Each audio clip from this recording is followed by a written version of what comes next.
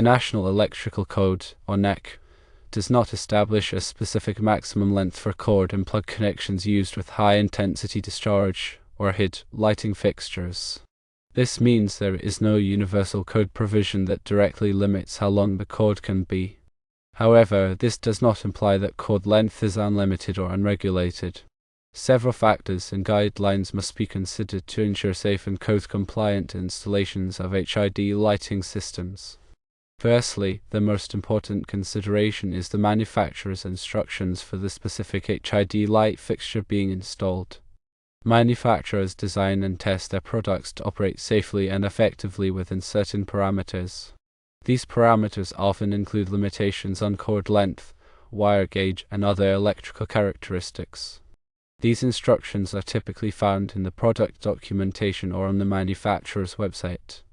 Ignoring the manufacturer's instructions can void the product warranty, create safety hazards, and violate electrical codes. Secondly, the suitability of the cord for the application must be assessed. The cord needs to be of the appropriate type, gauge, and insulation rating to handle the voltage, amperage, and environmental conditions of the installation. For example, an outdoor HID lighting installation will require a cord that is rated for outdoor use and is resistant to moisture, sunlight, and abrasion. The cord's ampacity, which is its current carrying capacity, must be sufficient to handle the load of the HID fixture without overheating. Overheating can damage the cord, the fixture, and potentially cause a fire. Thirdly, the cord must be properly connected to the HID fixture and the power source. The connections must be secure, insulated, and made using approved methods and materials. Loose or corroded connections can create resistance, leading to heat buildup and potential electrical hazards. Wire connectors, such as wire nuts or terminal blocks, must be appropriately sized for the wire gauge and listed for the intended use. Fourthly, the physical environment where the cord is installed must be considered. The cord should be protected from physical damage, such as abrasion, cuts, or crushing. It should also be routed in a way that prevents it from becoming a tripping hazard or being exposed to excessive heat, moisture, or chemicals. Where necessary, the cord should be supported or secured to prevent strain on the connections. Fifthly, the use of extension cords should be minimized. Extension cords are generally intended for temporary use and are not designed for continuous operation. Using an extension cord with an HID fixture can create a safety hazard, especially if the cord is not properly sized or maintained. If an extension cord must be used, it should be of the heavy-duty type and specifically rated for the amperage of the HID fixture.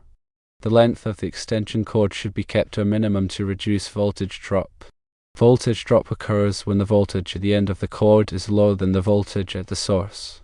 This can cause the HID fixture to operate inefficiently or not at all. Voltage drop is affected by the length of the cord, the gauge of the wire, and the amperage of the load. The longer the cord, the smaller the wire gauge, and the higher the amperage, the greater the voltage drop. To minimize voltage drop, use a shorter cord with a larger wire gauge. It is important to consult the NEC for specific requirements related to voltage drop. The NEC recommends limiting voltage drop to no more than 5% for branch circuits. This includes 3% for the branch circuit conductors and 2% for the feeder conductors. To calculate voltage drop, use the following formula: voltage drop equals 2 times K times I times D divided by Cm, where K is the direct current constant, typically 12.9 ohms for copper conductors and 21.2 ohms for aluminum conductors. I is the current in amps, D is the one-way distance in feet, and Cm is the circular mils of the conductor. Circular mils is a unit of measure used to express the cross-sectional area of a wire. The larger the circular mils, the larger the wire gauge. Wire gauge is a standard system for measuring the diameter of electrical conductors. The most common wire gauges are American wire gauge, or AUG. The smaller the AWG number, the larger the wire diameter. For example, 12 AWG wire is larger than 14 AWG wire. The NEC provides tables that list the ampacity of different wire gauges. These tables take into account the type of insulation, the temperature rating, and the number of conductors in a raceway or cable. It is important to select a wire gauge that is large enough to handle the amperage of the HID fixture without exceeding the ampacity of the wire. In addition to voltage drop and ampacity, the NEC also addresses other requirements related to wiring and electrical installations. These requirements include grounding, overcurrent protection, and wiring methods. Grounding is the process of connecting electrical equipment to the earth to provide a path for fault current to flow back to the source. This helps to protect people from electric shock and prevent damage to equipment. Overcurrent protection is the use of fuses or circuit breakers to protect electrical circuits from excessive current. Overcurrent can be caused by short circuits, overloads, or ground faults. Wiring methods are the ways in which electrical conductors are installed and protected. Common wiring methods include conduit cable and raceway. The NEC specifies the types of wiring methods that are permitted for different applications. It is essential to comply with all applicable NEC requirements when installing HID lighting systems. Failure to do so can result in fines, penalties, and potential safety hazards. To ensure compliance with the NEC, it is recommended to consult with a qualified electrician. An electrician can assess the specific requirements of the installation and provide guidance on selecting the appropriate wiring methods, overcurrent protection, and grounding. In summary, while the NEC does not specify a maximum cord and plug length for HID lights, it is crucial to follow the manufacturer's instructions, ensure the cord is suitable for the application, make proper connections, consider the physical environment, and minimize the use of extension cords. It is also essential to comply with all applicable NEC requirements related to wiring, grounding, and overcurrent protection. Consulting with a qualified electrician is recommended to ensure safe and code-compliant installations of HID lighting systems. Remember, safety should always be the top priority when working with electricity. If you are not comfortable working with electricity, it is best to leave the work to a qualified electrician. Electricity can be dangerous, and it is important to take all necessary precautions to protect yourself and others. Before working on any electrical equipment, always disconnect the power at the breaker panel. Use a voltage tester to verify that the power is off before touching any wires. Wear appropriate personal protective equipment, such as safety glasses and gloves. Work in a well-lit and dry environment. If you are unsure about any aspect of the electrical installation, consult with a qualified electrician. They can provide guidance and ensure that the work is done safely and correctly. In addition to the NEC and the manufacturer's instructions, there may be local codes or regulations that apply to HID lighting installations. It is important to check with the local authorities to determine if there are any additional requirements. Local codes may vary depending on the jurisdiction and the type of occupancy.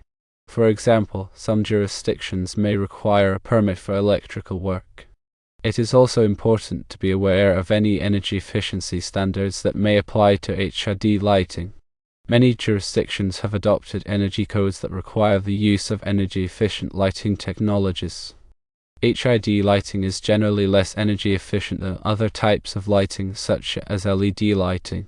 Therefore, it is important to consider the energy efficiency of HID lighting when designing a lighting system. In some cases, it may be necessary to use a combination of HID lighting and other types of lighting to meet energy efficiency standards. For example, HID lighting may be used for general illumination, while LED lighting may be used for task lighting. When selecting HID lighting, it is important to consider the following factors: light output, color rendering, and lifespan. Light output is the amount of light that the fixture produces. Light output is measured in lumens.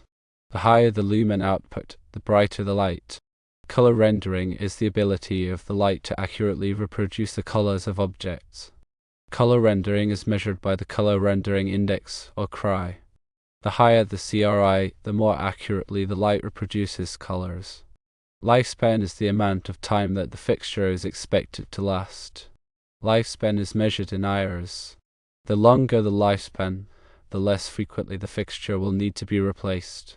There are several different types of HID lamps, including mercury vapor, metal halide, and high-pressure sodium.